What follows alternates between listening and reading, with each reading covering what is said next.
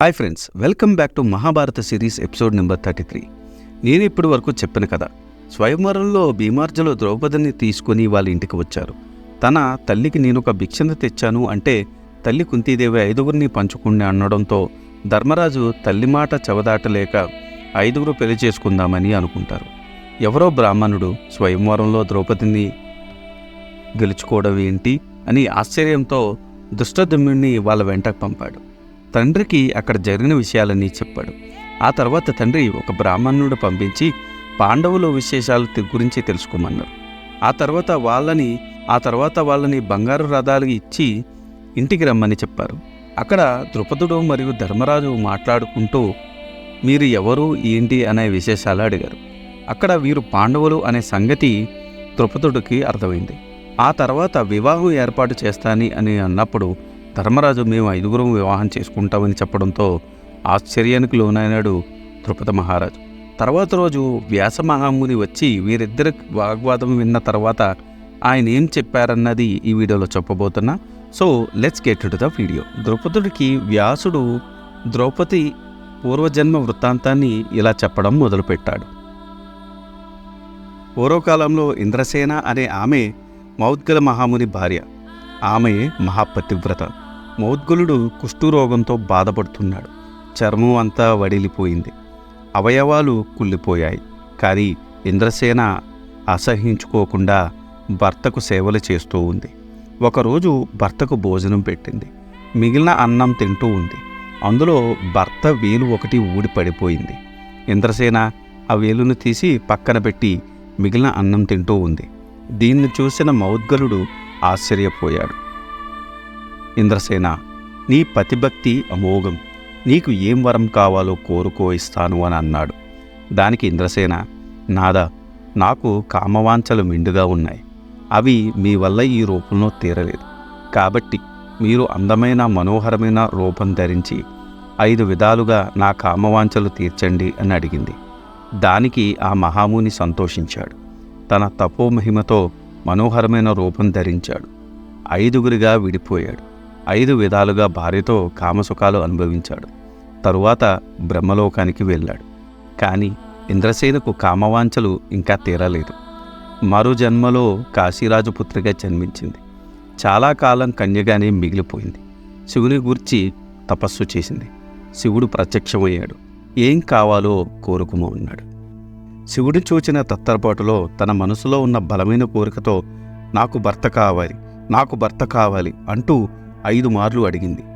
నీకు మరుజన్మలో 5గురు భర్తలు అవుతారు అని వరం ఇచ్చాడు శివుడు.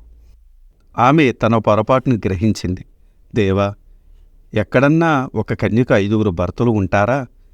ఇది ధర్మవిరుద్ధం కాదా? కాబట్టి నాకు ఈ వరం అక్కర్లేదు అని చెప్పింది. దానికి శివుడు, సాధ్వి, నువ్వు ధర్మం తప్పకుండా 5గురు భర్తలతో ఉంటావు అని అన్నాడు.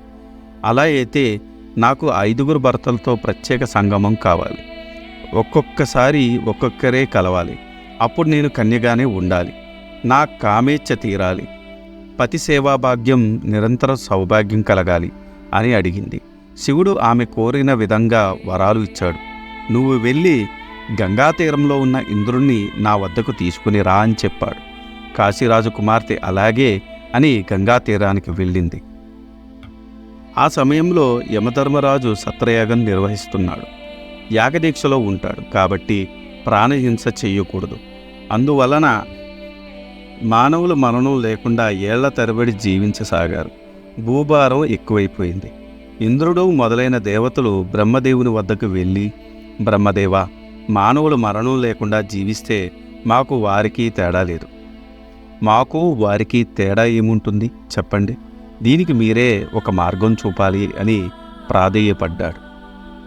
దానికి బ్రహ్మదేవుడు, యముని సత్రయాగం అయ్యేదాకా మీరు నిశ్చింతగా ఉండండి. యాగం పూర్తి కాగానే అతను మానవులను అంతమొందిస్తాడు. యముని తేజస్సు, మీ తేజస్సు కలిగిన వీరులు ఆయనకు సహాయంగా ఉంటారు అని చెప్పాడు. ఇంద్రుడు ఇతర దేవతలు ఇంద్రలోకం వెళుతూ మార్గమధ్యంలో గంగానది ఒడ్డుకు చేరుకున్నారు. అక్కడ కాశీరాజు కూతురు ఏడుస్తూ ఉంది. ఇంద్రుడు ఆమెను చూసి, ఎందుకు ఏడుస్తున్నావు అని అడిగాడు. దేవేంద్ర, నా ఈడుపు గురించి తెలుసుకోవాలంటే మీరు నా వెంట రావాలి అని అతన్ని మహాశివుని వద్దకు తీసుకుని వెళ్ళింది. ఆ సమయంలో మహాశివుడు నవయువకుని రూపంలో మరి ఒక యువతితో పాచికలాడుతున్నాడు. అది చూసి దేవేంద్రుడికి కోపం వచ్చింది. ముల్లోకాలకు అధిపతిని నా ఎదురుగా జూదం ఆడుతున్నావా అని గర్వంగా అడిగాడు. దానికి శివుడు కోపించి, నువ్వు గర్వంతో మాట్లాడావు, నీకు చేతనైతే ఈ కొండ గుహను రెండుగా చీల్చు అన్నాడు. ఇంద్రుడు తన బాహుబలంతో ఆ గుహను రెండుగా చీల్చాడు. అందులో తన మాదిరే ఉన్న 4 ప్రకాశవంతులైన బలవంతులైన వీరులను చూశాడు. తన మాదిరే ఉన్న వారిని చూసి ఆశ్చర్యపోయాడు ఇంద్రుడు.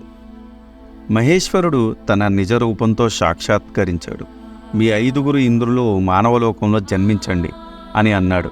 కాశీరాజు పుత్రికలు చూసి, నువ్వు ఆ 5 వివాహం చేసుకొని నీ కోరికలు తీర్చుకో అని వెళ్ళిపోయాడు. మహారాజా, ఆ 5 ఇంద్రులే యమ, ఇంద్ర, వాయు, అశ్వినుల అంశాలతో ధర్మజ, భీమ, అర్జున, నకుల సహదేవులుగా జన్మించారు. కాశీరాజు పుత్రిక అయిన ఇంద్రసేన యజ్ఞాసేనిగా ఉద్భవించింది. నీ ఎంట పెరిగింది. కావాలంటే వారి పూర్వరూపాలను చూడు అని తన తపోమహిమతో వారి పూర్వరూపాలు చూపించాడు. ఇంద్రుని 5 రూపాలతో ప్రకాశిస్తున్న ఆ వీరులను చూశాడు ద్రుపదుడు. ఇంద్రసేనను కూడా చూశాడు. అలా ఆశ్చర్యంతో చూస్తున్న ఆ ద్రుపదును చూసి వ్యాసుడు ఇలా అన్నాడు. ద్రుపద, పూర్వం నితంతుడు అనే రాజఋషి కుమారులు కూడా ఔసీనర పుత్రికను స్వయంవరంలో పొంది వివాహం చేసుకున్నారు. కాబట్టి నీ కూతురుకు పంచపాండవులతో వివాహం జరిపించు, శుభం కలుగుతుంది అని చెప్పాడు. ద్రుపద మహారాజుకు సందేహం నివృత్తి అయింది. వ్యాసమహాముని మాటను శిరసా వహించాడు. పాండవుల 5 తన కుమార్తె ద్రౌపదినిచ్చి వివాహం చేయడానికి నిశ్చయించాడు. పాండవుల పక్షాన వారి పురోహితుడు ధౌమ్యుడు పౌరోహిత్యం వహించాడు. ద్రౌపదిని సర్వాంగ సుందరంగా అలంకరించి వివాహ మండపానికి తీసుకుని వచ్చారు. ధౌమ్యుడు వివాహ విధిని నిర్వర్తించాడు. మొదట ద్రౌపదిని ధర్మరాజుకి ఇచ్చి వివాహం జరిపించాడు. వివాహం కాగానే ద్రౌపది ఈశ్వరుని ప్రార్థించింది. ఆ మహేశ్వరుని వరం వలన మరలా ఆమెకు కన్యత్వం సిద్ధించింది. తర్వాత ఆమెను భీమసేనుడికిచ్చి వివాహం జరిపించారు. మరలా ఆమె ఈశ్వరుణ్ణి ప్రార్థించింది. తన కన్యత్వాన్ని పొందింది. ఇలా ఒకరి తరువాత ఒకరుగా అర్జునుడు, నకులుడు, సహదేవుడు ద్రౌపదిని వివాహమాడారు. పంచపాండవులు ద్రౌపదిని తమ తల్లి కుంతీదేవి ఆశీర్వాదం తీసుకున్నారు. సభాపతులు ఆశీర్వాదం పొందారు.